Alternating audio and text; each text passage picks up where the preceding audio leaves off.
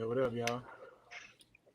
What's good? What's good? Yo, How y'all feeling? good I'm man. good. Good for the Saturday morning. You in the For the bathroom? morning. What? You know, I'm out on the West Oh Coast, so yeah, I'll be. it's noon. I guess it's afternoon right now. Yeah, it's 12 o'clock. You in the bathroom? No, this is my office. It's just a Oh. weird angle. My man, you on the toilet? What's up with you, Nah, I'm in the office.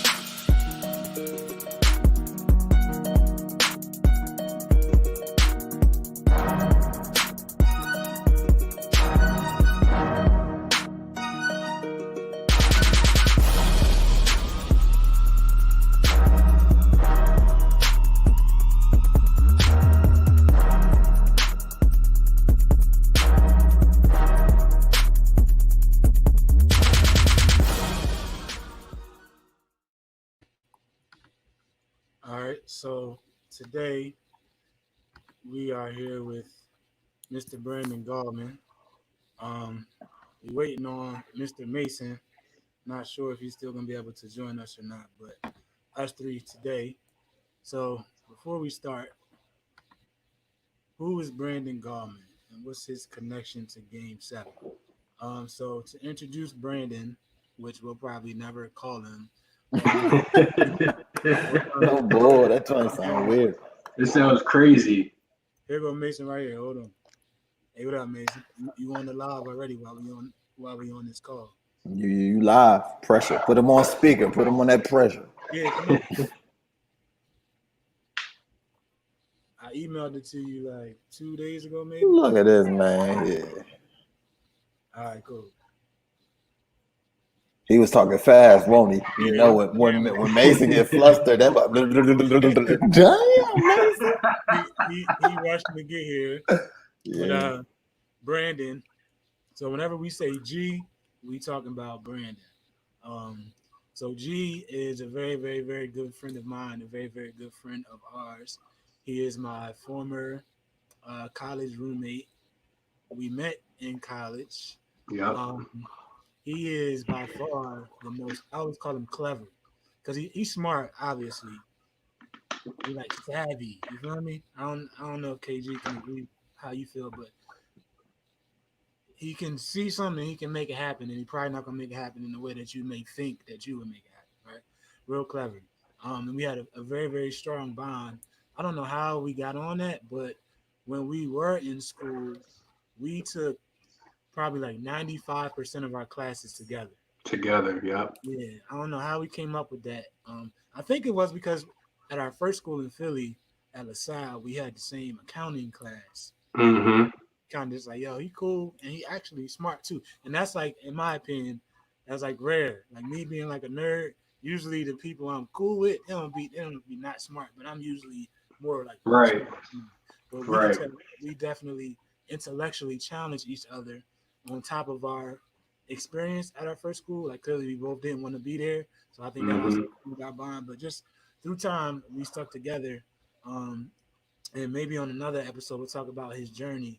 But after about a year into Game 7 or so, I noticed that I was getting overwhelmed with like doing all of the things that I do in Game 7, with also like running everything. You feel me? Like the business Mm-hmm. and all that. And I knew G, like I said, was real clever and real smart. So I knew I could trust him to kind of take us to the next level. Like for example, how ET and them got CJ. You feel me? CJ don't really speak and all that kind of stuff, but he's like the The brain. man. So somebody I can trust to let go of things, you know. So he runs our marketing, he helps with numbers and all of those different kind of things. So whenever you see us, really, it's most likely because of G and or KP. Mm-hmm. That's G. I don't know if you want to say anything for yourself.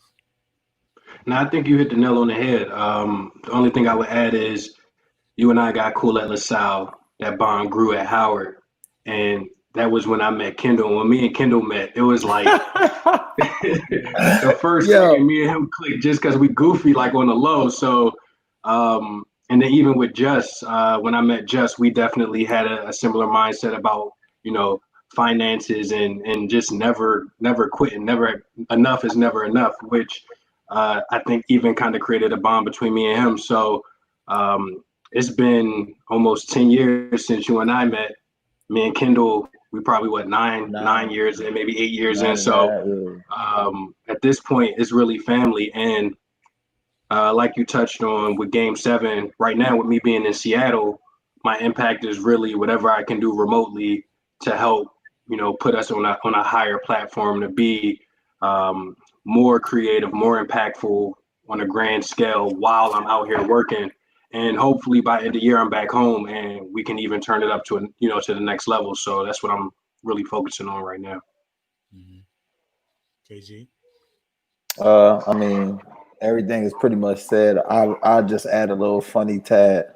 Um, when I used to come around and visit y'all in college, Mouth used to hate it because he already he already knew me and G were coming with the tag team jokes, Yeah. and Mouth was always been serious. And Mouth used to be a hothead, so he didn't know how to really joke yet. So we used to just capitalize on the opportunity. So we just Yeah. roast that man. Now he think he got a little jokes up his sleeve. He got better. He definitely got better over His the years. He delivery is definitely way got better. better. Yeah, but he's still Yeah. trash. But but nah, that's what I got to say, Yeah. and I'm sticking to it. I'm multitasking because Mr. Mason talking about he can't find a link. Get your man. He He can't. gonna come in here. His shirt gonna be sweaty. Yeah, We gonna Got his workout in. yeah. Nah, I'm talking about from being late. He Oh, nervous. nervous. Sorry guys. He gonna be flying. Y'all actually kind of looking like a little bit if you had a longer beard. Relax. New Year's Eve. G. Let's keep it professional. Um, come on, bro. It was. I could show you the. It Yeah, was. what was the date and time? It I got it was up right now. June 18th, 5:46 p.m. 18/5:46 p.m. Mm-hmm.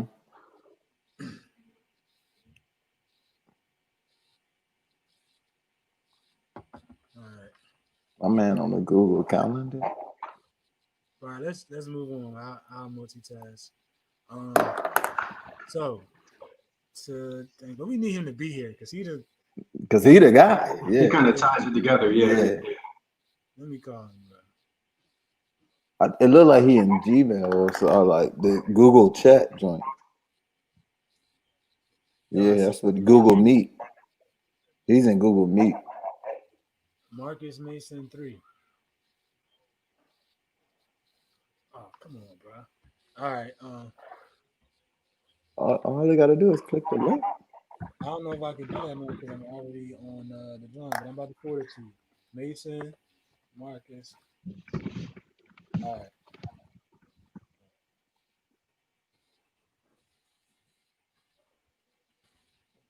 Boom. All right.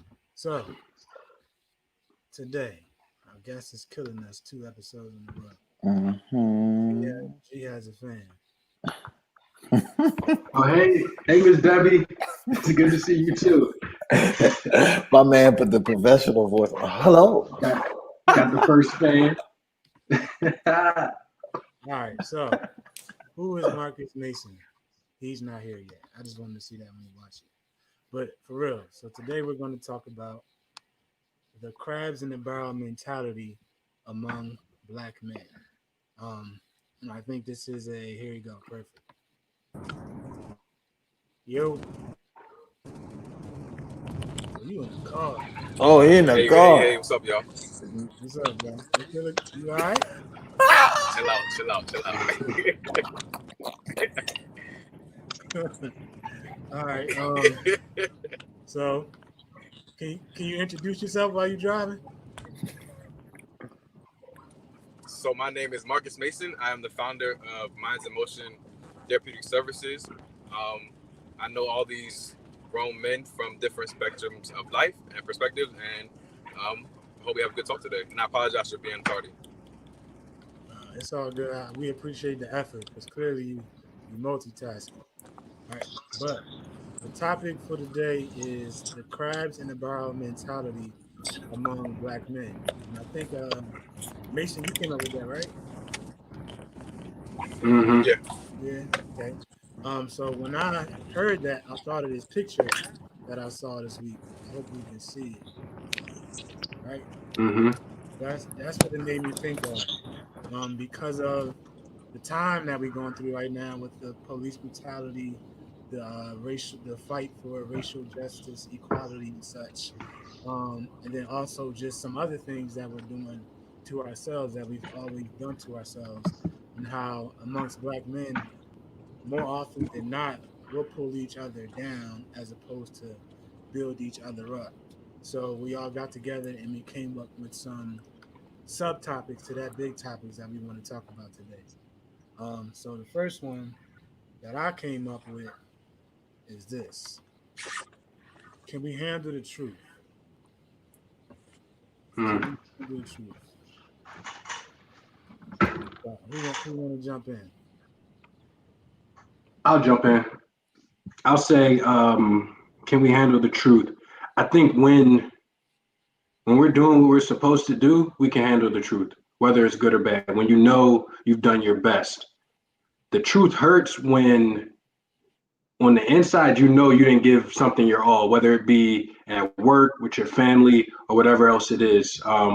And I think people tend to project that inner lack of confidence on whoever is giving them that truth. I agree. KG, what you think? Um, I think it just all depends on if the individual is ready to handle that pill that comes to swallowing the truth. Whether it's going to be a reaction or simply just a response of what can you do in whatever the situation is. So, if you're ready to face that and ready to face whatever truth it is, I think it's obtainable, but I think that totally just depends on the man in the mirror. Okay. And Mason, I'll go next, and then I'll let you give the therapeutic response to all three of us at the end. So I definitely Okay. agree with G and KG that if you're doing what you're supposed to do, you know you're putting the work in, the truth is easy to receive. But if you know that you left something on the table in your heart, you already know. So you don't want to hear the truth from somebody else. You feel Mm-hmm. me? Because if you're not strong enough to address it with the man or in this case, the man in the mirror or the woman in the mirror, when somebody else forces you to face something that you've been putting on the back burner, you feel some kind of way.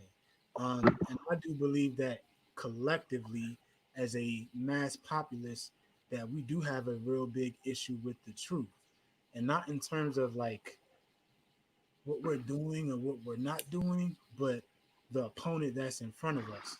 Like through this time, I've learned that we just gotta accept it, not the situation. We have to accept the challenge. Like even Mm-hmm. though it won't be fair and we don't have these kind of rights and this kind of XYZ, we can continue and we should continue to fight for that. But in the meantime, we need to max out all of the things that we control, which we don't do, and our results are obvious. You feel me? So I believe I agree with both of y'all that if you're doing what you're supposed to do, you can handle the truth. But if not, you won't handle the truth. And I think collectively that we don't handle the truth real good at all. Yeah, What you I agree. what you think, Mason? So I think that you all can hear me, right? Yeah. Yeah. Okay. So I was gonna say I think that like everything you all said is right, and it's one of those um kind of like how G said it is. Sometimes it's harder to swallow that pill, when you know you didn't give your all, and that's really I think that biggest part. I'm gonna speak specifically for Black men. I don't want to speak for anybody else right now. But specifically for Black men, it's hard to, I guess, know your worth in a sense, and then know what you can and can't do because you're always.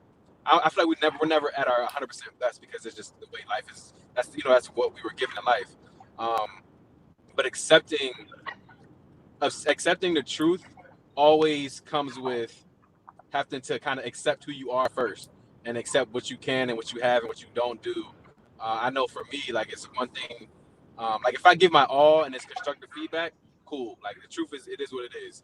But if kind of how G said and how Mark said, like if I don't, then I don't want to hear it because low key, it's like I already know what the answer is. I already know where you're coming from. I already know what I messed up on. I already know it wasn't good. It just kind of even how Kendall said, I don't. It's so hard to look at yourself in the mirror after you know you didn't give 100, and then have to kind of like accept that and then relive it every time somebody wants to have a conversation, or relive it every time somebody wants to bring up some feedback that they think will be pertinent for you to grow. And if you don't, if you can't accept that from them, or let me scratch that. If you can't accept it from yourself, you definitely can't accept it from nobody else. Mm-hmm. And I think that's like where the main, that's where our main issue, I won't say, or situation with black men is. It's hard for us to accept the truth because we don't like to look bad in front of other people. We don't like to look bad in front of our peers, in front of our friends, and we also don't want to make ourselves out to look like we are unable to kind of like handle situations. And that's what we need to do a little bit better, I think. Okay, so I'm a adjust the direction a little bit. So this question is for you, Mason. So since we agree that we collectively can't handle the truth, what do we do? Because I think you're saying until you accept the truth, you'll be stuck or you'll go backwards. So what do we do to go forward? I think to go forward, it really takes, so individually it takes each man wanting to do better and actually showing what that looks like in implementation, right? And then I also think that it takes whoever that one man is, it takes his circle, his very close knit circle, to actually hold him accountable to what he said he needs, or hold him accountable to what growing looks like from that perspective. And this is like not even on some clinical things, but just in like reality. Like there are times where, like I have a strong coordinate of 6 friends, and then I have, I think like another like 4 or 5 that I personally think we're friends, and I think we're close enough to talk about things. But I know out of everybody that I just thought about, those men will hold me accountable if they see that I'm messing up, right? And I know that it's out of love, even if it's not something I want to hear, even if it's not something that I think it's right, or I'm gonna just take it with a grain of salt. It's still feedback, and I'm appreciative of the feedback because they're other grown men that are on their duty. They're doing what they need to do. It's so hard to, like, black men. We don't like constructive feedback. I've realized that. Like it's just not a thing we like. We don't want to hear it. We just want to hear you did a good job, and that's it. But when if your man, like if G's like, hey Mason, like I gotta talk to you, like like I see you did it this way, but you could have done it this way. And we haven't been at a place because of that crabs in the barrel mentality to actually sit down and say, and I can be like, okay, G, let me hear what you got to say, bro. Let's talk this out and see if we can make ends meet, or if I can, what you're saying makes sense to me, or like make me understand what you're trying to say. Originally, like if G had came with me like that maybe like 5 years ago, I'd be like, all right, well do it your way and I'll do it mine, bro. Like leave me alone. Like there's no like real camaraderie. So I think we have to put down and take that defense down between each other first.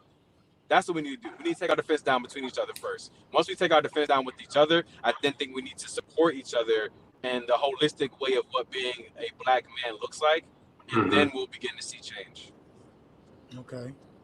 I think that's a great response. So from that, I took two things: accountability partners and criticism versus feedback. KG, I'm gonna let you jump in on that. What do you think about that? Well, I think that's vital because anybody. I'm gonna start with accountability partners first, because anybody who's on a path of trying to better themselves in whatever way, it's gonna be tough.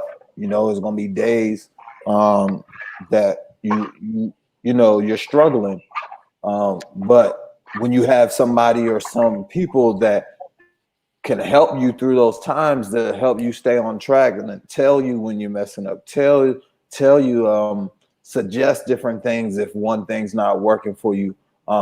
That's huge. Because from my personal experience, I was at a point in my life where I wasn't letting anyone know anything. I was just absorbing everything, and it got to the point where I just needed to let go. And then this is like kind of when the group chat started kind of getting a little bit more serious. So then I started putting it out there, and then I had other people show me like, yo, like it's cool, like I understand, like keep pushing, versus like, yo, man up, grow up, you gonna be all right, like that tough love. But it was tough love, but it was still in a way that it was understanding, and letting people know like, yo, like you still got to get this done, no matter if you don't feel well today, no matter if it's a struggle, but just understanding. With accountability partners, they let you understand that it's a process, because you share those moments along the lines. And versus feedback versus criticism, this is something I kind of had to learn early, especially with being an athlete, because when you're taking coaching or in a film room, you have to understand like, when someone tells you something and you take personal offense to that's to you is going to look like criticism. Right, your pride's hurt, you feel personally attacked because they and that's comes from a mindset, like that comes from a mindset is like you can't grow, you already know everything. It's basically a fixed mindset. But when you look at it in the feedback spectrum, it's more so like, okay, like I'm watching this play of me pass blocking. Okay, your technique, like that's good. You shot your hands, but your feet were a little slow behind. I could easily be like, but coach, like I still got the job done, right? No, like, yo, like take some feedback. So the next time you're in this situation, yeah, even though you got the job done, now you've found another tool that'll help you succeed. So instead of having that pride, like that pride of not being able to take anything, that's being wise and being smart. Like smart, you just learn it from yourself. But when you're wise, you're taking information from not only you but everybody else. So I think those two are extremely big factors, and especially with the criticism feedback, it just comes with you having the ability to have thick skin and realize that when people try to tell you something about yourself, it's not an attack on you. It's just a way for you to reach the next level of your journey. And if it means that much to you, and if it's important to you, you're going to take it that way. And if you take it as it's criticism, that's a sign that you need to look yourself in the mirror and figure out if your ego is where it needs to be. Because a lot of people's egos can get them in a lot of trouble, and that I can live and I can personally illustrate that, because I had decisions that was ego based, because I didn't want to hear criticism. I didn't want to think of it as feedback. I was like, oh no, so okay, that's how you feel about me. I was taking it personal, instead of looking at myself of how I can keep going. Mm-hmm. What you think, G? So I think accountability partners are key, but we have to really build relationships with people, and you got to trust the people who are giving you this feedback, because I know something about myself. If if I don't think your intentions are right, or if you're telling me about something that maybe you haven't done the research or you haven't experienced, it's very difficult for me to accept your feedback at face value. It doesn't mean that I won't listen to you, but if I know that you've done it before, or if I know that you've put the time in before you're giving me this feedback, I'm going to be a lot more receptive to it. So it's almost like I have the responsibility as the person receiving feedback to listen to you if you're coming from a good place, but you have the responsibility as the person giving the feedback to know what you're talking about. And that's the struggle, alongside what Kendall said, which is also humbling yourself to be ready to receive that feedback. And that's hard. And I think that comes with maturity, because I know me at 22, 23, is a lot different than me going into 30, in terms of listening to my friends, listening to my family, and really digesting that information that they're giving me about myself, whether it's something I'm doing right, wrong, or indifferent. Mm-hmm. Can I ask a question, Mark? Yeah, go ahead. Hey, G, I'm curious, and this is and Kendall, right? So I want to know, what do you think makes you have to operate from the "I can't trust you" from face value? I think it's just the type of person I am. If I say something, it's because I've done research to say it. It may not be right. I'm not always right, but I've done enough research to know that something I said is coming from a place of some type of some research or experience.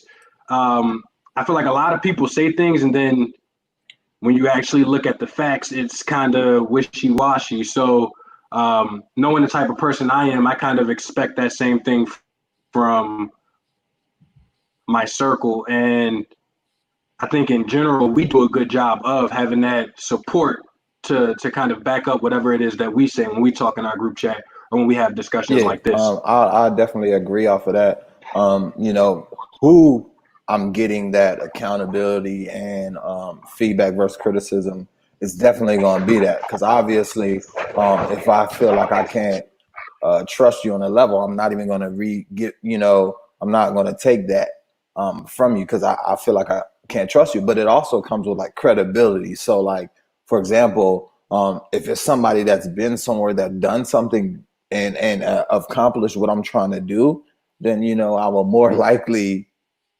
listen to that versus someone who has never did or even attempted to try to do something, but is trying to give me something out of respect.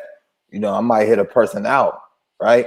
But you know, that doesn't mean I'm sitting there. I'm gonna agree with that. But so for me, it's more so of the people I choose in my circle and the people who I choose to have those conversations with. Obviously, some things you can't choose. Like say if you're at work, relationship, a boss is giving you this type of talk, and you're like, hold on, bro. But that's different. So I think in this case is where I'm actually trying to find those people myself. I'm going to be able to trust them because I'm willing to seek that knowledge out. If it was just somebody random, then I'm gonna be like, oh, all right, you got it, bro. Like, Mhm. because that just all comes in kind of like who you decide to have information and intimate talks with. And Mace, I want to say one more thing before we go back to you. The other thing I think is important, even as the person giving feedback, it's okay to disagree. And I think we get Mm-hmm. caught up in this person disagree with me. They don't listen. They think they know everything. Like it's your perspective, and your perspective does hold value, but we all see things differently. And at best, we take little things from each piece of feedback and create a better solution. But I don't have to do things exactly how you do it, and vice versa. Yeah, and I'm gonna jump in on that too. So to answer Mason first, for me it's real simple. Results. You feel me? Mm-hmm. You don't know everybody life, but people it's obvious what they can do or they can't do. If it's not obvious, that means it's to be determined. You feel me? But usually somebody who feels comfortable enough to give you criticism or feedback outside of the work atmosphere, you probably know them pretty good. You Mm-hmm. feel me? So for me, and I think like this is just me, but like I'm Mr. Accountability. I hold everybody accountable, and I'm very, very open to myself being held accountable. Which I would say like I don't want to say happens rarely, but like I know how I am. So as a leader, I have to do more and before. So if I'm going to push everybody else, I got to push myself first. You feel me? And usually when I'm held accountable by my friends, it's usually like my lack of I don't want to say professionalism, but like I'm really informal. You feel me? I know what I bring to the table, and I don't really care about being formal and professional. Like I always prioritize respect, but I just do things how I do it. So usually they'll push me that way, like yo, knock this too much, or do this first, or change this. But I'm like, as far as being disciplined and going and that's what I do. But I think one thing that none of us said yet is that you can have multiple accountability partners. You feel me? For Mm-hmm. different things. Like for my life overall, that's definitely just. Like I don't Mm-hmm. even think he notices, but Just has played such an integral role in my life. Like I got into education because of him. You feel me? I was doing some dumb stuff, lost everything, didn't have a job. He had just started school administration. He's like, Mark, you got a degree. You're real smart. Just try to be a sub, see how it go. Started doing that. Another simple thing on the shirts, the G7, just came up with that. The entrepreneurship, that's something I follow. Just like he's kind of been my fullback in life. You feel me? He has a lot of vision, and I think that's also his struggle too, because he always sees forward. He can move too fast, so he kind of like gives ideas, and like our balance is I'm able to bring some of those things to light by balancing off of his ideas. Um, with G, like in school, we took every class together. You feel me? I used to hate it when the times we weren't together. Where G at? I don't know where he at. Like I don't got no ankle bracelet. You feel me? And I get it though, because we was always together. We took every class together. We was roommates, but he just I put G like just holding me accountable like as a person. You feel me? And he also we are like eerily similar, but like our core is Approach. Yeah. yeah, he's a lot more. I don't want to say passive, but like he's a lot like nicer and more. Help me, Kendall. Collaborative, but that's Yeah. not the right word. Yeah, it is. No, Like I would say he's a lot more G the extroverted. G's a G's lot the more finesser. extroverted. Nah. G's the finesser. that might be true. Like I'm gonna work with you. I'm gonna get what I need to get done, but I'll give a little to get a little. Yeah, And I think you are a lot more I know the word. not stuck in your ways, Rigid. but Rigid. yeah, that might be a good word, but it works. Abrasive, That too. That too. That too. more abrasive than you. But like you'll catch people off guard because they don't like you're extremely hardworking. You see everything Mm-hmm. that's going on. You talk a lot, but you don't say much. You feel me? Like you much Right. more. You like much more sneaky than me. I guess I should say. You feel me? As far as My taking, man Slithery. take anything taking care of myself, I know I could just say KG like yo, let's do this. He's like, all right, I'm with it. You feel me? So anything like take care of my mind and body, KG holds me accountable on that. So like Mason said, like the people around you is so very, very, very important because, for example, and I hope you see it, my little brother, you feel me? I think my brother needs to really take a step back and think about his collective environment and who he's around all the time. No shade to nobody because you could be around all great people. You feel me? Like, and especially like let's say black people. That's what we're talking about. Collectively, like we're taught to survive. So we'll have golden hearts, totally respectful, all this kind of stuff. But we'll have these habits that teach us to survive. We have not been taught to thrive. You feel me? So there's just certain kind of like when, especially once you're an adult, yo, like you gotta start to look at things differently. You feel me? And there was an incident, as we all know, he took some feedback as criticism. You feel me? And then just completely cut us off, which is fine. You feel me? But I do believe, and that's my little brother. We all got brothers. I do believe like yo, he should be like following my lead, not blindly. He should run his race, but because I held him accountable, as did other people in the circle, he ain't like how I felt. So he chose to take a step back and then get in a group where he's comfortable to continue to do what he's doing and kind of go through that cyclical process. If you see it and you feel some kind of way, call me. You feel me? We all still here. Come on back to the group chats. Get back in the circle. Bring your other circle in the circle, and we can Hit him with and we can figure out how to do it. You feel me? We got But my bad. I think. Oh, you want to go go, ahead. Kendall? No, I was just letting them know we got a couple of questions just to let you know, Mount. All right. Oh, speaking of that, And all right, go ahead, yeah, I Mace. think it relates to what you're talking about. So I wanted to get that one in. All right, Mace. Remember your thought. All right. All right. So, from the audience. So, is it wrong to only trust people's feedback Who who can can relate? who can Relate. relate to your situation? Is it wrong to trust people's feedback who can relate to your situation? Um, I would I say yeah. I'll jump in real quick. I would say no, because G pointed it out. You can take bits and pieces. You feel me? A lot of times when we make bad decisions, when we take criticism, when we take feedback as criticism, it's because we're not looking at what's really going on because we're too close to it. It's like looking at a picture like this as opposed to taking a step back and seeing the whole thing. So this person may just help you change your perspective. They may not be totally correct, but it say, "Oh, I never thought about it that way." So I'm gonna use my knowledge and my experience, but still think about it from that perspective. I think something that we lack, especially when we're taking feedback as criticism, is not taking the context. Like we'll see the end result, we'll see one video on the gram, a 1 minute clip of an incident that was 3 hours long, and we only judge off that 1 minute, as opposed to saying, "Yo, let me try to find the 3 hours so I can see the whole picture." And it may take somebody who's never been through what you've been through to give you that feedback for you to take that perspective. So that'd be my thoughts. Who was about to jump in? UKG? Yeah, I think it's important.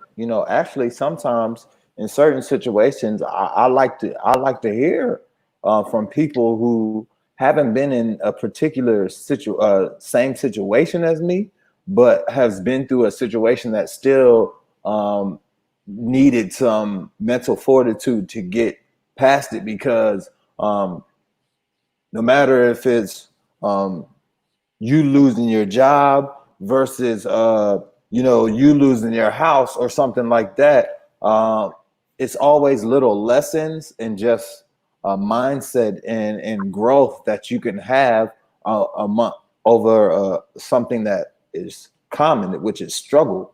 So it's having a different perspective and a different angle only brings things that you, like you were saying, that you've never thought about before. So I think it's actually helpful. Obviously, how helpful it is, it depends on the advice that you're given. But to hear somebody tell you something that's never been in your shoes, just because they haven't been in your shoes about your experience, doesn't mean they can't give you insightful information on how to help you get out of that. Mm-hmm. Yeah, I agree. I think about our friendship, our group, like our core group, and most people in our group have either moved around or they're not in the place where they grew up at. And I think a lot of the time we take feedback from people who have the same exact maybe upbringing or from the same exact area that we come from. So we only have a limited perspective in that situation. Kendall, how much have you learned or did you learn when you were living in California and in Michigan? Malk, you've basically uprooted from Jersey and relocated to DC. That perspective is completely different. I've lived in Texas, Germany. I'm in Seattle now. Like, just those experiences alone introduce you to people who see the same problem, but from a different perspective. And to that question, just because they may not be able to relate to where we started from, that doesn't mean that their input is any less valuable. It just comes from a different perspective. And you still have to figure out if they know what they're talking about. But it doesn't mean that you can't take that information or that feedback because it's coming from a different perspective. For sure. Go ahead, Mace. So that's actually a really good question, right? And I think that so there's times where people will say, "Oh, well, you're a therapist, but how can you help me with addiction and you've never been addicted to something?" Or how can you help me get a job, but you were never fired from a job?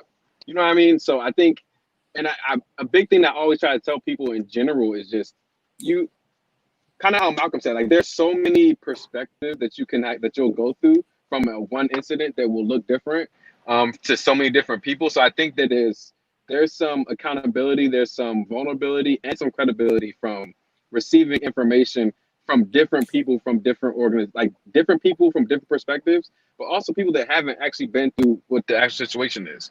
And I think it's hard because it's like, oh well, if you having baby mom issues, or if you're not having baby mom issues, how can you tell me how to do better as a father if you don't have these issues? And it's like, well, no, I don't need to have these issues to tell you or to give you feedback on what you can do better for you. You know what I mean? Like, I think we look at things as situational. Like, you weren't in a situation, so you can't help me. And it's like, no, let's take the situation out of it and just talk about you. And again, that comes back to accountability because then you want to talk about just you, and it's a different realm, it's a different conversation. Mm-hmm. On top of the fact that I think one thing, even like what I want us to start doing or stop doing is like even we're so ingrained in saying it like constructive feedback is criticism. Like it's really not. It's not criticism, it's constructive feedback, right? You know what I mean? And I do it too. I'm like, oh, well, this is gonna be constructive. It may seem like criticism, and just kind of like cutting that out and just saying this is feedback for maybe the way you went about the process, not the end result, not the situation, but just you. But that goes back to having to, like what Kendall said, look at the man in the mirror and understanding what you're able to receive, and if you're ready to receive that kind of information. Because in reality, I don't think a lot of Black men are ready to receive that kind of information. You have to be at a very different level of maturity to receive information like that. And like I said, like chew up the bones, spit out what you don't need, and keep what you do. But I think that it just, I want everybody to understand that it's not like, how can I say this? So I have like 4 different mentors. This is like no lie, right? So I have like 4 different mentors.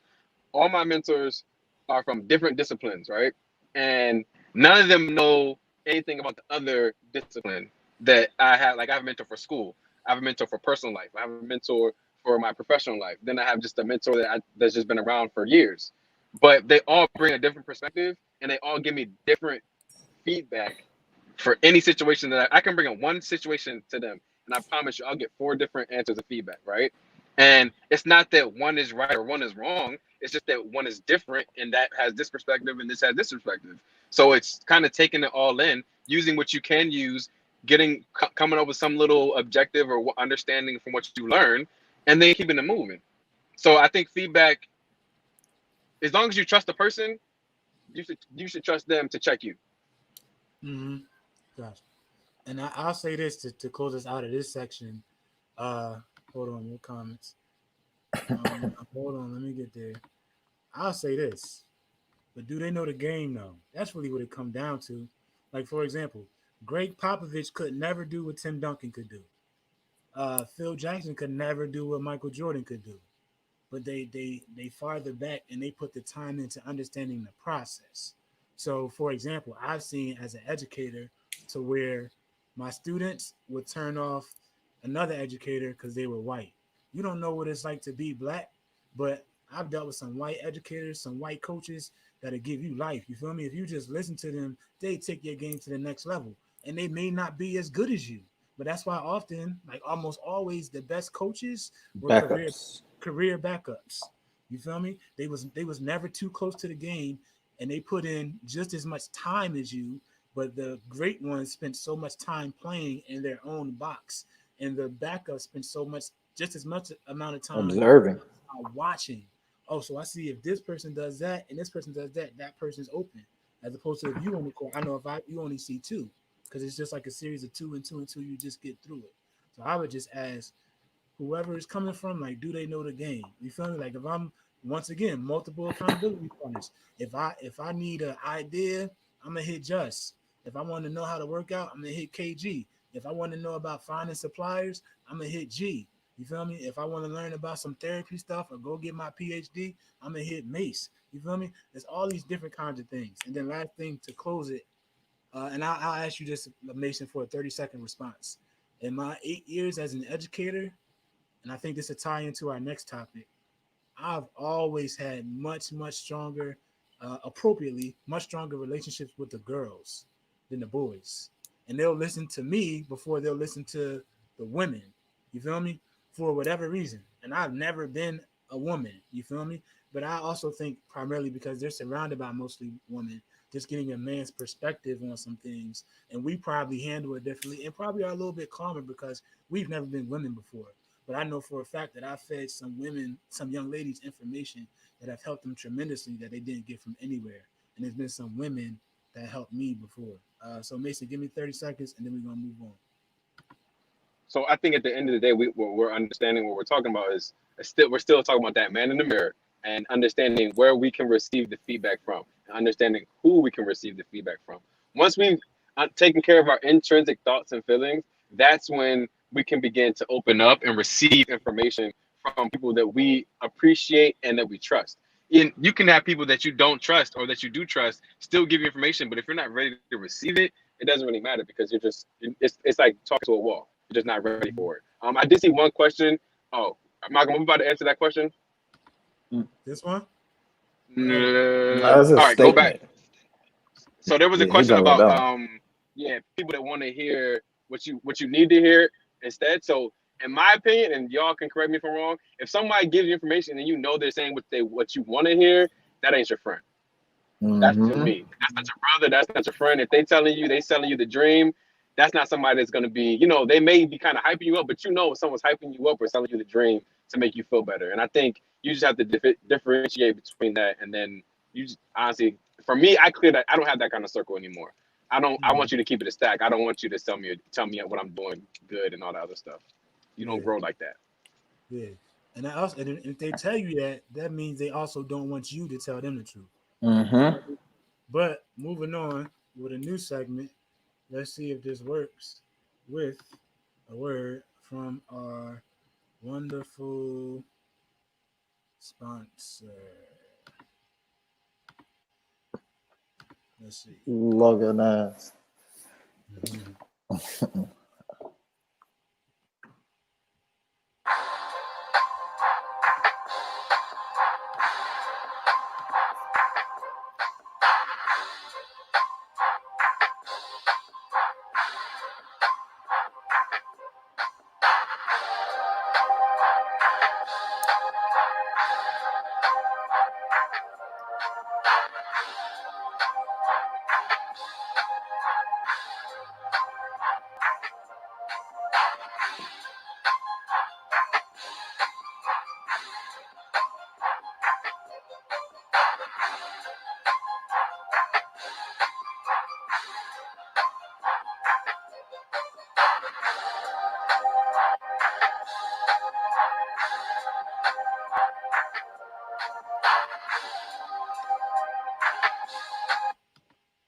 Hey, right before we go into that, and I'm Go gonna ahead. correlate this with growth. Like growth is a crazy thing. Like in that video right there, I was just looking at myself, and my hair was short than them, like way shorter, and that was only a couple, months ago.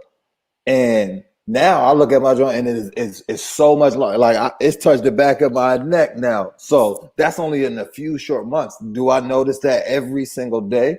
No, but over time, you may not think you're growing, right? But you are. So I just want to throw that out there. My bad. It was stuck in my mind. Yeah, I gotta say process. something too. Sorry, Ma. You gotta have to hold on. So I'm gonna have to go get some of that apparel just for the record. This has nothing to do with what Kendall said, but I'm gonna have to go definitely go cop some apparel. And don't ask for stuff for free. If you all want it, go buy it because that's what I'm about to do. That was it. Nah, we All definitely appreciate that. right. No discount It's either. cool. It's cool to see it like because I know how much time we put into that video, that 1 minute video, how much time we put into the website, how much time we put into the design. So even in the last couple of weeks since the website went live, um, it's been doing great. Like I think I texted earlier this morning, it's been like a couple hundred views or visits in just like 2 weeks. I think we're like 400, 500 visits. We have several orders, so definitely moving in the right direction. Mm-hmm. Hey, And T, what she laughing for? since we all added in our 2 cents, um, I put that together. Like with the whole Game 7 initiative, all of us now, including Mason, who just dives into everything. We reach out. He like, you already know, you don't have to ask. But it's been like a everyday thing. And in my opinion, we have no results yet. You feel me? And we done put in so much work. Like this was that 1 minute video. I remember hitting G and That was Jesse. all day. Feel me? We didn't even tell KG and KP about it until later on. And then we Yeah, right. writing books, reading books, traveling, all of these legal structured things, and it's like no results yet. And G always points it out, like yo, they make it so difficult, so most people stop. You feel me? KG, okay. All right, but I do believe the key to that is don't focus on what you get from your goals because the biggest ones are going to take forever for you to get them. You Mhm. focus on what you're becoming from your goals. You feel me? Like now, because of the world is in so much turmoil, what we do now is all of a sudden more important. You feel me? But that's because we've been putting the work in over these past 2 years or so to have something to present. Like, yo, y'all need help, y'all can come mess with us. You feel me? And we do a whole bunch of things for free. Everything we've done so far, we've been severely underpaid by choice. We understand money ain't the root of it, but it does take money to be able to serve as much as possible. You feel me? So I agree with that. That little 1 minute video got so much packed into it. But moving on, um, everything we just said, sticking to the topic of the crabs in the barrel mentality amongst black men, something else I added before we get to the topics you guys came up with. I would say the absent and or the underwhelming black father is killing us. Totally killing us. Just all three of y'all don't even know your fathers. Mason, did you ever meet your father? Right? Y'all don't even know him. Y'all never met him. Never met him. You know, I'm blessed to have my father, but we had such a rocky road. We cool, you know, but I wish things could be better. And most of that is probably on me now. Like I still got a lot of things inside I gotta be able to address to be able to go through that process. You feel me? So I will hold myself accountable on that. But we had such a rocky road. But y'all three don't never even met your father. So much y'all learning as black men, y'all learning literally on your own, unless it's some people that you just so happen to run into. You feel me? Um, Now luckily, at least KG and I mean not KGG and Mace, y'all had I think Mace had other men who came in and took a fatherly role, but still wasn't your father. You feel me? And I think that's killing us. Number one, with our paradigm, how we think, the choices we make. Number two, it's like we're trying to play the game, but we're stuck in rehab because we're prepping as we go instead of being prepped by somebody who understood the game from birth. And then number three, I also think it has a tremendous effect on our relationships because so many men and women were raised by only women. So like women have this image of a man that is like created. You feel me? That they never got the chance to see sit in front row like they did if they would have had a father. And on the other side, we didn't have a front row seat, you know, collectively to see the things that we should do. So on both sides, and like generation to generation to generation, the lack of the father is like killing us collectively. And three of us are fathers. And I know that, and this isn't my decision, like just according to feedback from other people, people say that we're dope fathers, but I can almost guarantee that we're only that because of how we value it. And I think we value it a little bit differently because of our father son or lack thereof relationships that we had as we grow up. And I just think if we had more fathers and not just dad, like a father, don't just be there and care. That's cool. Like not no playground pops. You feel me? Somebody that add value, our whole culture could be entirely different. So whoever want to jump in, jump. I'll start off with that, and I'll start off on with the fact of like finding and like love, like what it is to be in love, what it is to love someone. So growing up for me, like I never really seen a man to woman like intimate love relationship. Growing up, I seen my grandfather and my mom, but that's you know a dad and daughter. So for me, in terms of like you said, relationships, for me, I had to learn along the way, like whether that was me hurting somebody else, me getting hurt myself, and I'm still learning. So I think that's one of the biggest things because I wasn't able to see an example of what it is to do a thoughtful thing, what it is to show unconditional love. So for me, I know obviously everybody's going to talk about different situations, but for me, that's one thing that I see as an adult now. Going into the dating scene and things like that. That's something for me. I want to make sure my definition of what I believe love is. I have to learn that. Like I don't want to just blindly go into it with just saying it because I think I want to say it. Like no, like I've been in a situation like that. So for me, that's very important. And not having that father or that relationship being seen as an adult and going through my life, I've definitely made mistakes. Obviously, that's everyone. But that would be one of the biggest things that I would highlight for real. Okay. The I was gonna say, so I feel like with G and Malk and I, and you all can jump in and say if I'm wrong after I say it, but I feel like we have this kind of like force field, right? This force field of what we didn't have growing up, what we wish we would have had growing up, and we kind of just let that propel us all the time when it comes to like interacting with our children.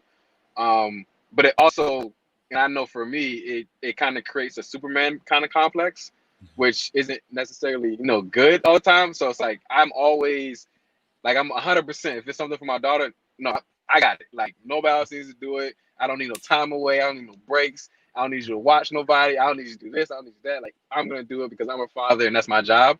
Um, but it puts unrealistic expectations on me, and then in reality, I'm not taking care of myself how I could be taking care of myself to even take care of her at an even better rate or in an even better way. And it like I've looked back on times, I'm like, oh man, how is it that I didn't how did I learn how to be a father?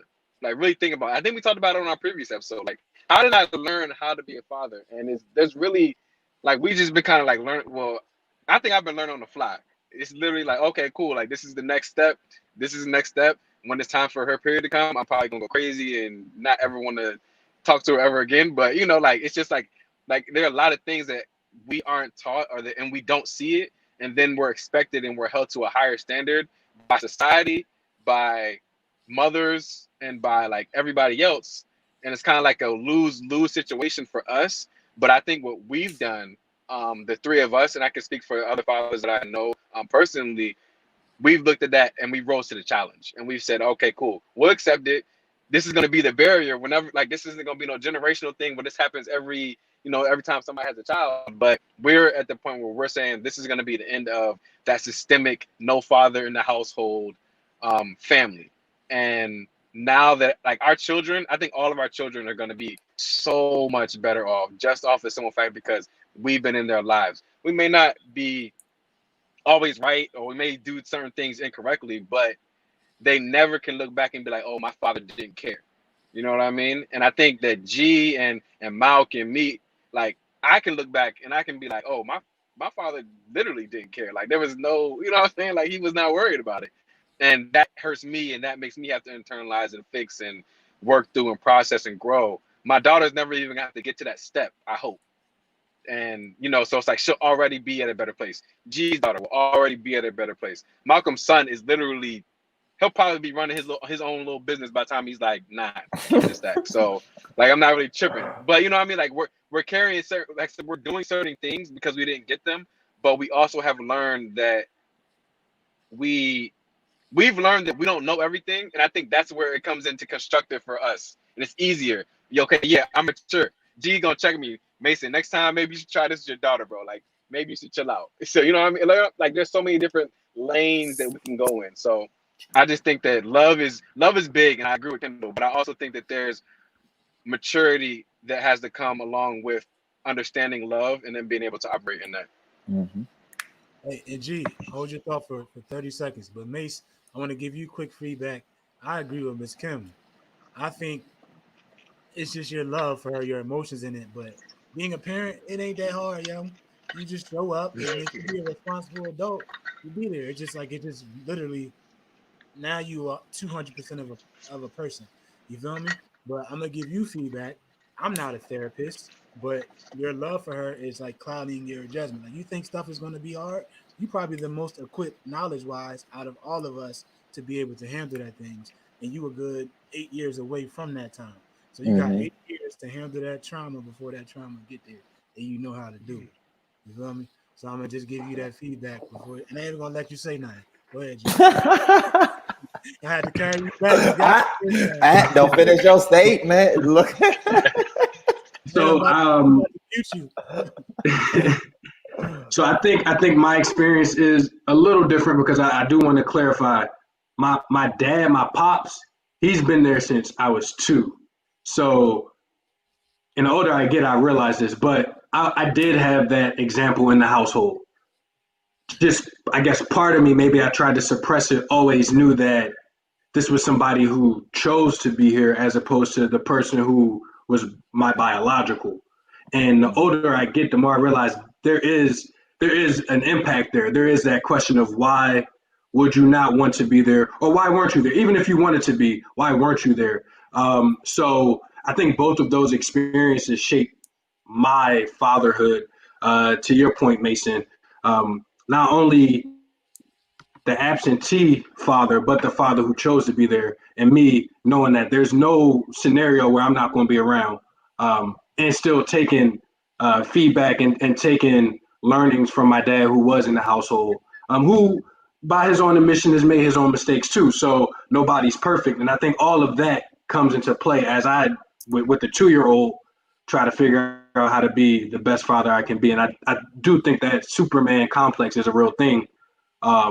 That I'm working on. I think we all work on because we've talked about it before. So we'll see how it goes. But one thing I know is I can always lean on Malk. I can always lean on Mason to give me that constructive feedback if I need it. Mm-hmm. KG, you want to share something? Did you go already? I went first, fool. My bad. Yo, being like the producer, it's like so much going on. I'm trying to type it. Who's next? Go. I apologize. But I want to say, and this could be because I got a son and y'all got daughters. I'm about to say that. I don't see it as Superman. Like a couple episodes ago with the kids, you already got to have that dog mentality. So whatever I do, I know I'm coming in there with the juice. And if I don't, I'm not going to fake it. I'm going to come in there with the learning juice. You feel me? So, and it could be, like I said, the daughter thing. But like with Nas, it's like, I don't give myself the option not to do what needs to be done. That could be my definition of Superman, but I don't think that's like extra. It just, as the leader of your family, a leader's primary goal is to not just be a leader because you got the father name, you got the dad name. It's all about your influence. So much of what our kids pick up from us aren't going to be the things that they learn from what they're taught. They're going to be the things that they learn from what they see by how we model it. You feel me? So like all the Superman stuff, I think that's kind of the irrelevant stuff. That's just the stuff that's not even an option. You feel me? So once again, if it's a daughter thing, let me know because I just don't feel like it's that much. I just think y'all men choosing to do what a man should do. No, I agree with that. But I think the Superman thing is more so. I'm gonna go hard because that's what I'm gonna do anyway. I'm gonna take it to the next level because I don't ever want her to ever feel like how I felt. Yeah. If I ever felt that somebody wasn't there with me, and I'm just speaking in general, or if somebody let me down, I don't ever want to let her down. And I don't think even if you give your 1,000%, that's a reasonable expectation because you will make mistakes. So that Superman thing is not being realistic about the fact that, like we said, you're learning as you go, and you will make mistakes. Yeah. Well, it sounds like y'all just talking about your why. Like Yeah, maybe it's just how we're framing it. Yeah, I got you. When you got a reason, you find a little bit more juice, and it's usually more juice when it's not about you. So moving on. I don't know who questioned. I think this was G. So, what are things we can do to break the crab in the barrel mentality? Only if even for a small community. I'll be real short on this. First thing I'll say, and I'm not even like being sarcastic, but follow us, like literally, follow us. We spent a lot of time investing into getting out of this level of life that we're at. You feel me? To where we even have to be bothered by people that want to pull us down. Like it's like once you break out of that, you in a different bracket. Not tax wise. I'm talking about people wise. All different races, all different cultures, all of that kind of stuff. Where everybody's actually working to build up. So just having a goal, you feel me, and not just one goal. Because once you get that goal, you're done. Like you gotta develop a drive to where you have goals plural. 1 step, 2 step, 3 step, 4 step, 5 step, and have the ambition to get that and treat every day like it's your last, your whole world will change. And eventually your energy will pull you away from people that want to pull you down. And you'll be around a lot more people that want to build alongside you. So I'll leave it at that. I think how we get away from it or how we break it, one is for us who make it out of that mentality, or if you never had that mentality, it's almost maybe not your responsibility, but you should try to go back and explain to other people. You don't have to have that mentality. I think a lot of times we have it because just systemically we only have a few seats at the table, right? So whereas other cultures, everybody can be great, everybody can succeed. For us, it's only two of you might be able to make it, right? So um, in our head, it's like if he gets it, that's one less spot for me. But if we who actually make it to the next step start to create more opportunities for other people that look like us, then there's not that limit on that opportunity. And the people who before had that crab in the barrel mentality, they don't have to have it anymore because there's enough space for everybody to win. So we got to expand that pie that we're creating. Yeah, I think it's all collaboration. I'm in a space in my life that like I'm so over just doing stuff for just me and only me. So even if it is hard, and even if somebody is being hard headed and don't want to listen to some feedback that you're giving, constant collaboration will force people to have communication.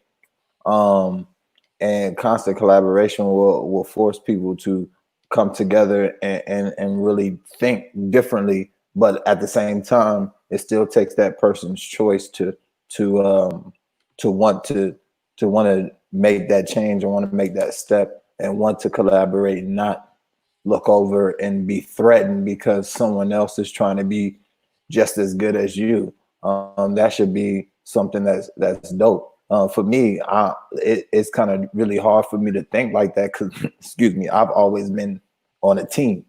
So despite it being competition on the team, I still want you still want to see your teammates thrive, because if you more when more your teammates thrive, we thrive together, and that's going to bring more success. So my idea to that is I've always kind of been a person like that, and just because I know like that junk is hard and it's hard to do it on your own. So coming together with other people that tries to change that will definitely help your mind to be like, yo, like I don't got to be selfish. I don't got to do it alone. I can bring other people along. I can teach other people. People can teach me, type thing. So like the biggest interpersonal thing I feel like we could do, and I had this conversation with my brother last week, is when you see a black man. I know I'm kind of only talking about black men, but it's very intentional. So forgive me for this. But when you see a black man speak to the black man, when you know what I mean, like actually kind of like how can I say, kind of like really actually collaborate, communicate, network. There are times where either one, like we'll block our own blessing by not speaking to each other because we're either trying to both hit the same goal or because we just don't know that person. And then there's times where we don't speak and it could have been just been like a safety thing, right? So for example, I have so I work out in the morning, and usually it's with my brother or it's alone. And I've gotten to the point in my life because of just how everything's been going on that if there's any brother I'm running by or I'm working out, and like I don't care if I don't know from Joe Blow, I'm saying what's up. I'm saying good morning. Like I'm going to speak. I want them to understand that I'm a human being. You are a human being. We're gonna have this conversation. It don't gotta be nothing deep. I don't need to know your life story in the first time I meet you. Just what's up, good morning, and keeping it moving. Um, I think that when we do that, those small intentional things will change the rhetoric around one, how we perceive each other, how we perceive ourselves, and then how others perceive us. Because I think we got into a space where people don't look at black men as humans. They look at us either um, as godly because of sports, which is great and cool, right? But that has this whole other thing behind it. Either godly because of sports or demons because of what people have been taught when they grow up, or as the disrespectful race or the disrespectful bunch. So what I've done is I don't. It doesn't matter where I go now. Since I think honestly since about early 2020, I'm speaking to every black male I see. It's nothing wild. It's if they want to shake my hand, cool. If they don't, cool. But they're gonna at least know and look back and remember next time they see me. Oh yeah, that dude said what's up to me yesterday.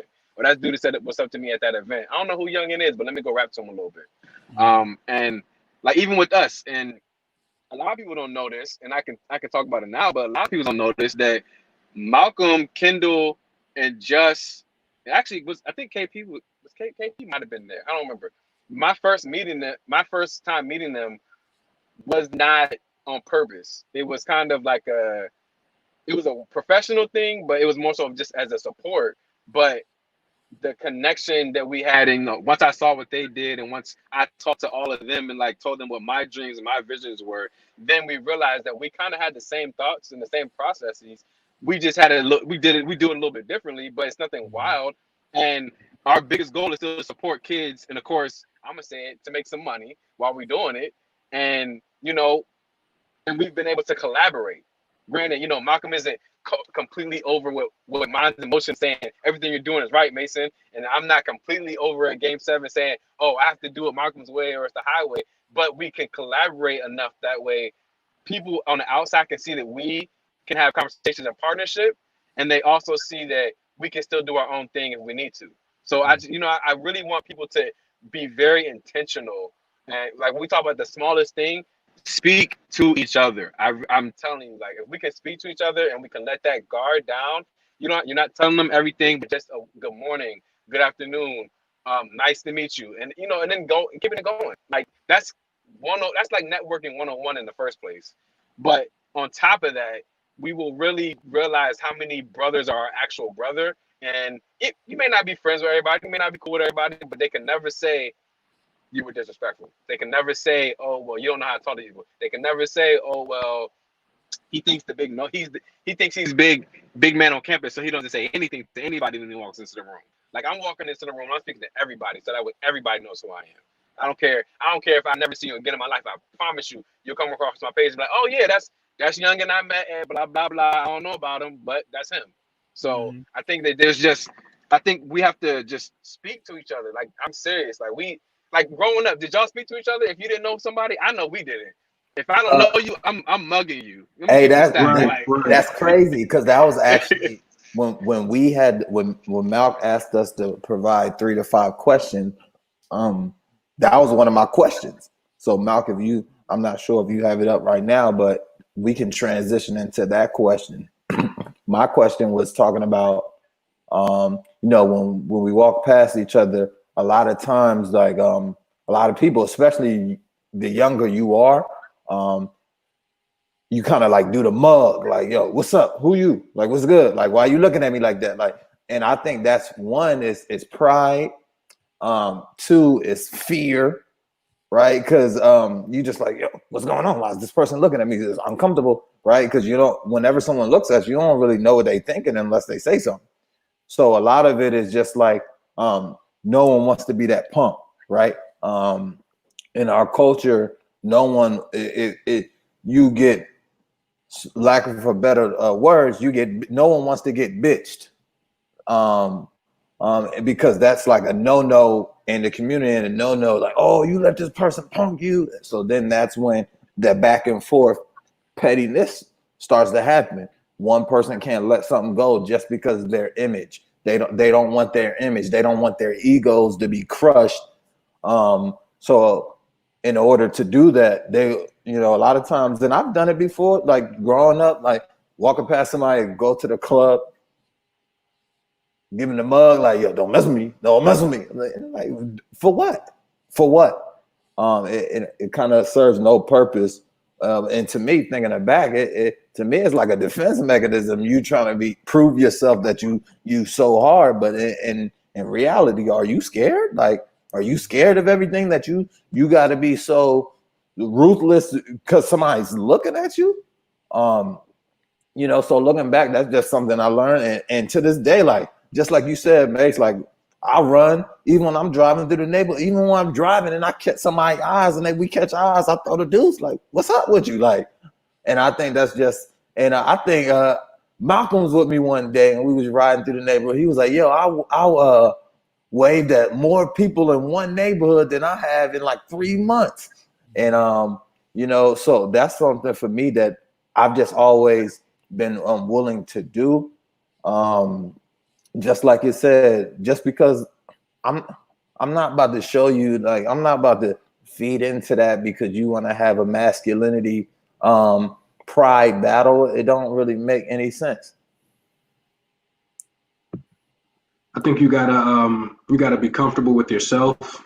Mm-hmm. You also gotta be comfortable with being vulnerable. And again, I think that comes with maturity. But when we were younger, part of that is also tied to like girls, Culture, right? Like if we of culture course. and tied to girls because you don't want to look like the punk in front of the girls because then they're not going to like you, yada yada yada. Like eventually you realize that's not important, and if you are vulnerable, if you do or you are comfortable with yourself, then to Mason's point, you might say what's up to the right person, and it might be the person you needed to take your movement to the next level. And Mm-hmm. had you not opened your mouth or had you mean mug, you would have missed that blessing. So part of it is you should say what's up or you should head nod because it's the right thing to do. Another part of it is you never know who that person is on the other side of that handshake or that head nod that might take both of y'all to the next level. Agreed. And then that was definitely uh like me. You feel me? Like real short and abrasive. I wouldn't say because I was scared, but I would definitely say it was more so like to prove it because I'm always the littlest one. You feel Mm-hmm. me? In this part, G can probably attest to this, but because especially like the college years, I was always around a bunch of bigger, aggressive people. Oftentimes, people would target me because they didn't want to look like a sucker, and I was the smallest one. So I just had to let them know it wasn't going like that. And then eventually I got ahead of myself. I was just naturally like that. You feel me? And the fact that like I struggle, like the only reason I talk to Mason is because of results. You feel me? If if we would have met in a different environment, I may not have spoken so quickly. Because normally I'm the guy, I'm sitting in the corner, I'm paying attention to everything. So you can think I'm being rude and stuff, but I'm really listening and I can repeat everything that happened and I could probably tell you where it's going because I ain't been talking so much. You feel me? So like y'all ever did like one of them timeshare joints where you go to the hotel and they're only like $100 and you gotta go to the meeting for you to get your refund and all that. I would be like the guy they bring out last. Like they put Kendall first, tell you the story, butter you up, market you the deal. Then they might bring in Just to try to finesse you some more. Like, oh, we done. Let me go talk to my manager. Then they go get Just. Then at the end they get me. You gonna do it or not? This the deal you got. Otherwise, say your $100. Keep it moving. You feel me? That's also something I was talking. I think it's either Mason or Just about. My personal therapist she always tells me that I need to be a therapist. I need to go back to school. You feel me? So one day, maybe I will. But I don't know if it was Just or Mason. But I was saying my practice would have to be structured for people who've already been through the initial part of rehab. Like now you know the tools that you should use. I'm gonna help you use the tools. Like if you just want to express yourself and you just want to more or less talk about your problems like in the right medium, because you gotta address them first. I ain't really that guy because my natural response is all right. So what you gonna do about it? Because you can start today. Like you only may get a 0.5% today, but some people really need to like clean out the closet before they start to build it back up. So I have to develop my side to be able to bear with that. Because what I do know is like once it clicks for you, it's no more talking. Like it'll be communicating about what needs to be done, but you will accept it, accept your situation, accept your trauma, and like I said, not accept your situation, accept the challenge and accept your trauma. Then it's like a whole different person. And I think we've all clicked that. Mason, I don't know about you that well in that regard, but like I've seen it click for G, like within the last year. I've seen it click for KG within like probably the last year and a half. Y'all seen it click for me. And we all felt it click for Just. You feel me? So like it's just and it literally takes one day. You feel me? And it's just how I put it is, and it don't matter where it come from. Like if we listen to a Jay-Z song now, the same Jay-Z song we listened to in 8th grade, we're gonna hear a totally different message. You feel me? Because now we're ready to receive it. Like we've been through some of the things, not everything, but we're not just looking at the picture, we're looking at the art. And we're not looking at the title, we're looking at the details. You feel me? So I believe like that's definitely been a struggle for me, by far being the most introverted out of all of us, being the most quiet and probably like the most abrasive. But what I will tell people is that I worked extremely hard to to change that. Like just the fact that we're doing this. Like for years, you would never see me on social media. No pictures of my family. I wouldn't talk to you. Like if you wasn't in my intimate circle, and you may have your own perceptions about me, they'd be totally wrong. Like I remember when me and G graduated. Y'all graduating on time? Bruh, I got a 3.8. With honors, with honors. You Like, feel me? what Yeah, you you was mean? Yeah. in the yard and you was all wild and stuff. Yo, because I could multitask, bro. I woke up, did everything I had to do, and people will have this perception. Or another one I wish is Ray. People always look at Ray and like think, oh, that. But then once they talk to him, they love Ray. He like the nicest person. He rough, but he got the sweetest heart in the world. And after people meet him, like they get a whole different perception of him. So let's move on so we can try to close it out. I'm gonna try to put it together. So instead of just pointing out all of the problems and such, let's talk about some things that we can do. No, we did talk about some things we can do. So what are the ways that it's affecting us? So as a culture, what are some of the ways that the crab in the barrel mentality holds us back?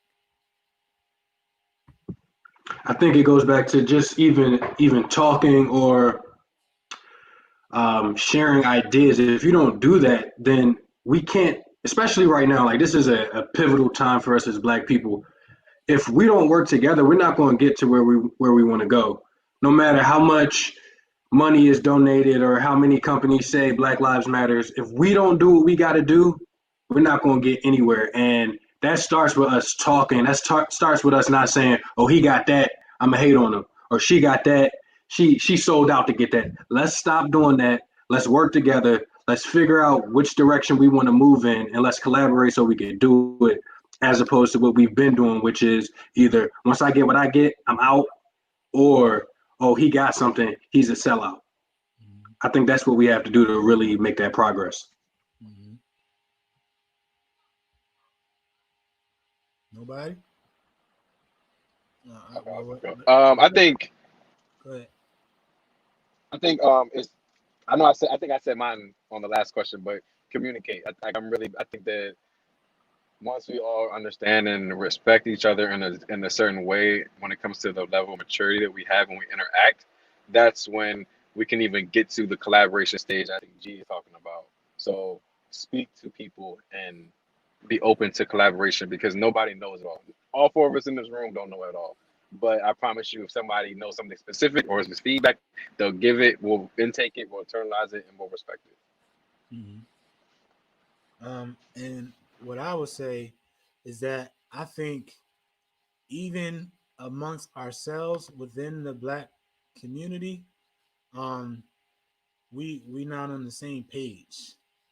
Like we were talking in the group chat earlier, and we were saying collectively, if we just isolate the Black community, we don't really have to increase the ceiling because we can go as high as we want to go.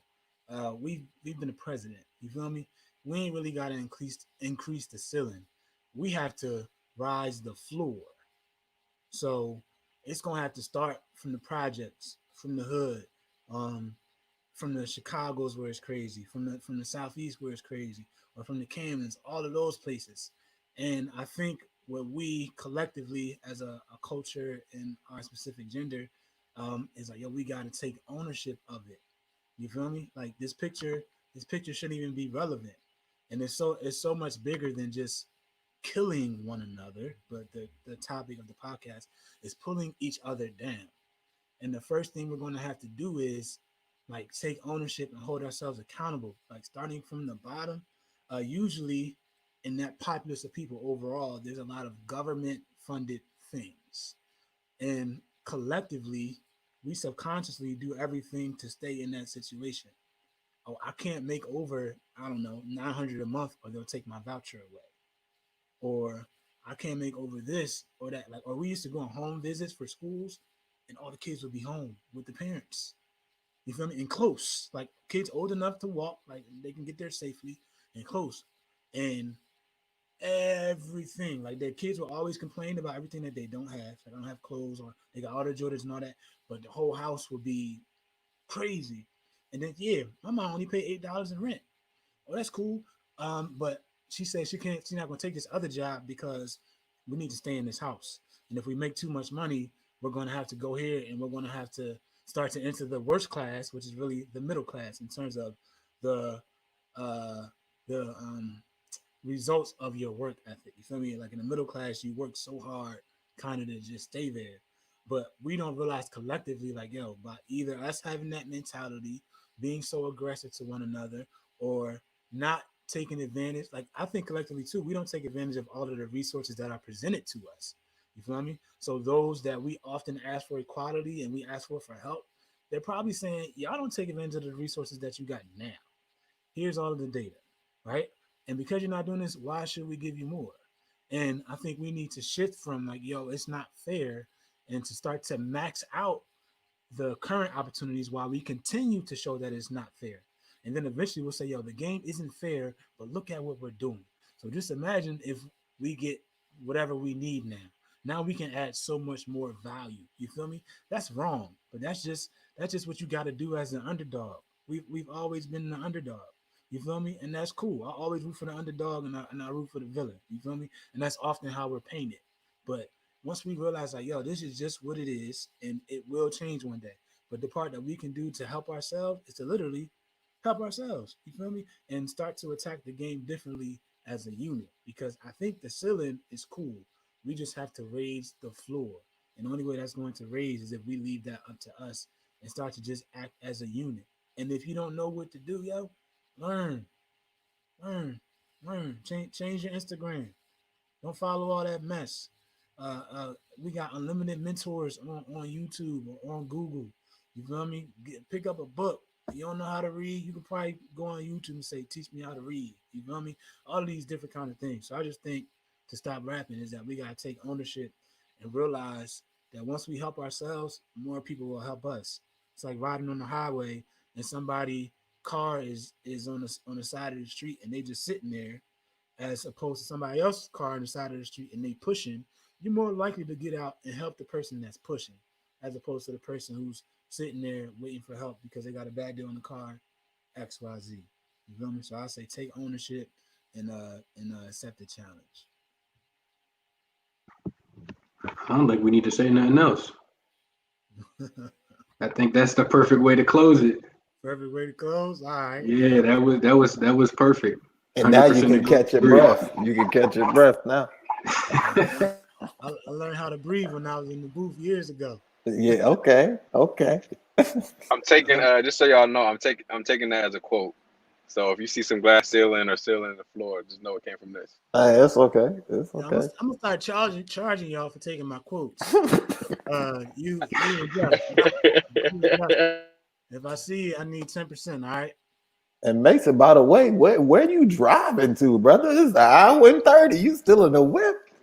No. I pulled over. Safety. Respect. Respect. You know what I'm saying? My man been driving for a smooth hour and 30, making no distance. Boy, what you talking about? Commitment. Yeah. But I appreciate you. I think this is probably the best one yet. Up there with the one with Justin. So I appreciate y'all. We'll be back for whatever we'll be back for it, but I think we make a good little group. And next time, Mason, just let us know when you're gonna be ready, bro. Look, life happened, bro. I was ready. Okay. And then I wasn't. Like I ain't got no excuse. I see. I was ready and then I wasn't. You made time to put some oil in the beard. I see. Some oil, My man did. My man driving his joint dripping.